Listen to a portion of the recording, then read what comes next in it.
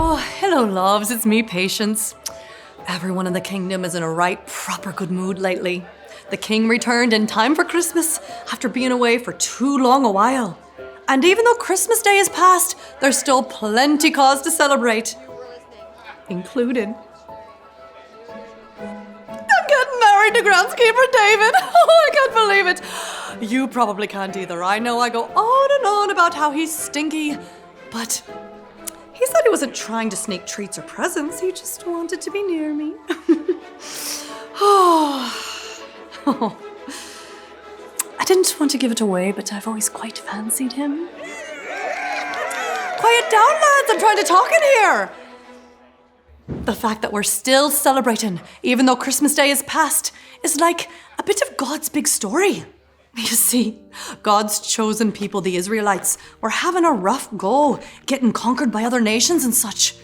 God promised them a perfect king who would rule forever. Then, God gave one of his people, a fellow named Daniel, a dream. In it, the forever king ruled over everyone, not just the Israelites. That means this king is also for you and me. Oh, I've got your interest now, haven't I? So after years of waiting, it was time for the king to come. Jesus was born in a town called Bethlehem. Bethlehem was controlled by Rome. And a man named Herod was king of the area. Now, it wasn't until after Jesus' birth that some wise men from the east came to Jerusalem. They were called Magi.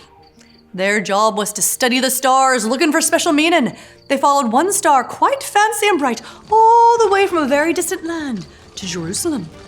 They knew it meant a great king had been born. When they got there, they started asking around about the baby who would be the king of the Jews. They said, "We saw his star when it rose. Now we have come to worship him." See? Celebrate by worshiping after Jesus' birth. Well, I can tell you who didn't like all this talk about worshiping a baby. King Herod. Oh, it made him jealous and mad. His fancy pants experts told him that according to scripture, the Messiah, that's baby Jesus, was to be born in Bethlehem. Sneaky old Herod made a plan. He found out from the Magi when the star had appeared.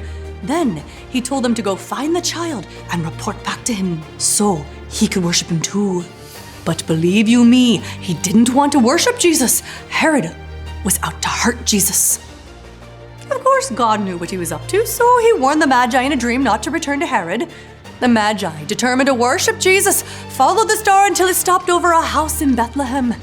God had shown them the way. Don't you know, they were filled with joy and excitement as they arrived at the house and saw Jesus there with his mom. Since they knew he was a king, they brought him shiny and sweet-smelling gifts fit for a king.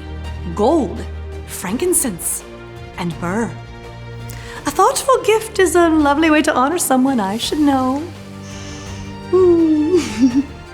But Jesus isn't just any king.